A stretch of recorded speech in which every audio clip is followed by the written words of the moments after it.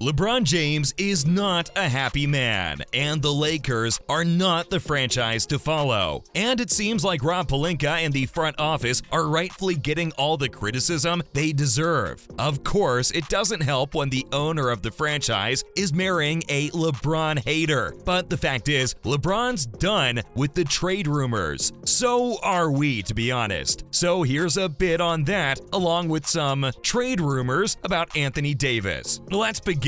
Starting with LeBron has had enough of the rumors. The Lakers believed they'd found their groove when they went on that wonderful winning run. But unfortunately, Anthony Davis suffered a brutal setback at the worst possible time. Since then, the Lakers' slim chances of making the playoffs have gotten slimmer. And now, as it turns out, the franchise is surrounded by many more rumors regarding their mid-season trade plans. However, LeBron's not having any of it. He was asked about the Lakers' unwillingness to part with their draft picks, now that AD is set to miss at least a month of NBA action. And his response was a very tired one that clearly looked like someone who wasn't interested in what the front office is up to. Even that, or he's simply given up on the season, like the Lakers. It's obviously not good news for their fans, but the good thing is that LeBron just wants to play the game and isn't too bothered by what the Lakers decide to do about the mid-season changes. In fact, he told the reporters that he had no idea what the Lakers were thinking of doing, and he doesn't know if they're more willing to make trades now with AD injured. So what did LeBron have to say? The four-time champion told reporters that he was confident about his team's chances in the absence of Anthony Davis, especially with the Lakers beating the Denver Nuggets without him. LeBron told the media that his concerns are only about how the Lakers do on the court, and how he'll be trying his best to hold down the fort till AD is back from his injury. He was also very sympathetic to his good friend, and explained how this was a minor setback in a decent comeback. But his frustration was still quite obvious. Do we blame him? Of course not. He'll be 38 in around a week, and he's still the leading figure of an NBA team. If you've had to come up with a carry job throughout your career, and you're doing the same in the twilight of your career, then you're definitely frustrated if the franchise doesn't make the right trades. It was also an indication of how he's often been made the scapegoat for the trades not working out, especially with the Russell Westbrook one. So maybe this response was his way of telling the media that he's not in control of what the Lakers front office decides in terms of trades. Maybe he's still mad about that Kyrie Irving trade not working out, but either way, LeBron's done with the possible trade rumors and just wants to ensure that the team is up there when AD's returning from injury so that they can make a late run for the playoffs. Adding to that, what are the Lakers' plans for mid-season trades? We know the reasons for LeBron's frustrations, but what are the plans for the Lakers this season? Initial rumors after AD's injury revealed that the Lakers might not be looking to make a mid-season trade anymore, as they've more or less written off the season. For many fans, it makes a lot of sense too, because this current Lakers roster is definitely not good enough, and they were banking on the duo of LeBron and AD to take them to the playoffs. That certainly doesn't seem to be working out, especially with AD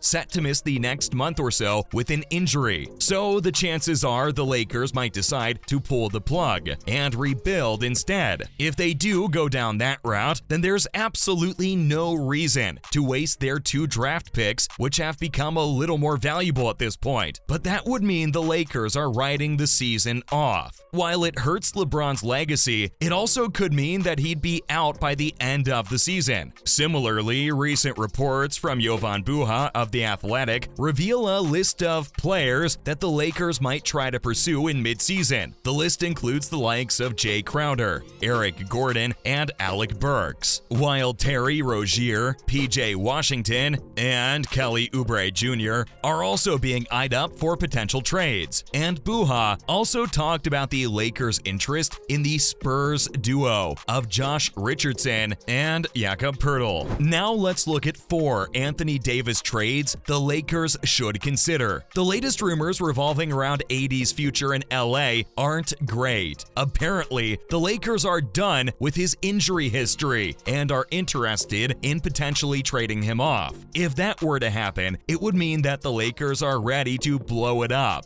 And if that's the case, then there are 4 trades that they should genuinely consider making. First up, AD to the Chicago Bulls. If the Lakers make this trade, it will end up in a potential reunion. Not to mention, the Lake Show has a soft spot for the Bulls and has been in discussions with them regarding many potential deals. They've been interested in most players on the Bulls roster, but this trade wouldn't involve Lonzo Ball or Zach LaVine, 2 players that the Lakers have been very much interested in acquiring. If the trade were to go through, the Lakers would receive Alex Caruso, Nikola Vucevic, and Kobe White, while AD goes the other way. Interesting trade, but is it really worth trading Davis for those 3 players? Well, we don't know what to tell you, but it is definitely a trade that improves the Lakers in the short term. It effectively improves their defense while trading a bit of their offense in AD. Alex Caruso would be a great addition for the Lakers, and it's obvious that they've been missing him and would indicate that the front office made a mistake in letting him go. Kobe White is a decent shooter, so that improves the Lakers' offense a little bit too, as they get a proper shooter to add next to LeBron. And we'd even argue that Vooch would look really good next to AD. Would the Lake Show fans be happy with this one? Up next, AD to the Suns. Another team that could do with the services of Anthony Davis is Phoenix. They've just got new owners, so this might actually happen too, with changes afoot within their organization. However, let's not forget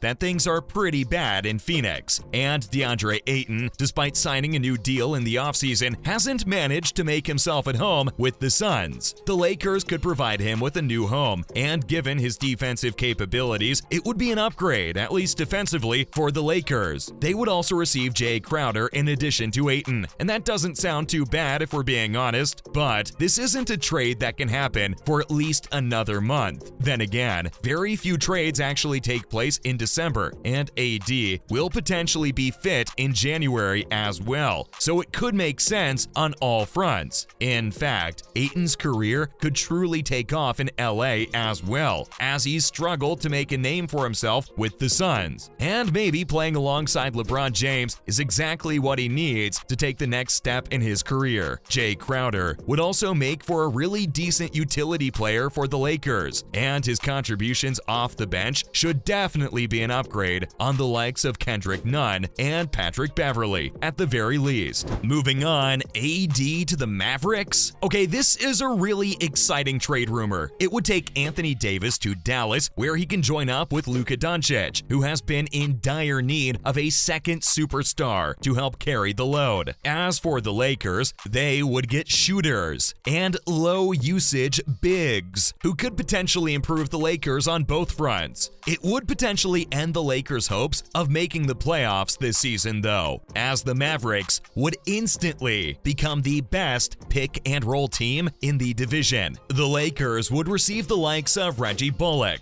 and Davis Bertans, both very good shooters who would immediately improve the Lakers' defense and increase LeBron's efficiency in passing too, because he's been surrounded by some poor shooters. Dwight Powell could become a really good addition to their bench too. Thomas Bryant has shown a lot of promise in the center position, and he could benefit from extra playing time if needed. The Lakers could get Powell in to close out games too. An interesting trade, but probably has a lot of downside for the Lakers in the short term. Lastly, AD to the Hornets. This is an ideal trade for the Lakers to make if they're looking to go completely in rebuild mode. This trade would take Anthony Davis to Charlotte, while they receive the likes of Gordon Hayward and PJ Washington, and receive 2 first-round picks from the 2023 draft, one via Denver and the other one via Utah. The 2 players the Lakers receive are also tradable assets, and if they are going in rebuild mode, there's a chance that the King could leave in the summer too. Russell Westbrook, Patrick Beverley, and Kendrick Nunn are among the other names, who will also be out of contract by by the end of the season. All this would lead to a proper rebuild in LA, which they've been crying out for. If we're being completely honest, it would set them back a few years, but they're hardly even play-in contenders with the current roster. This trade allows them to bring their average age down and gives them a shot at rebuilding. But can it work in the short term too? Hayward's a good scorer, but is he good enough for what the Lakers need? PJ Washington, though,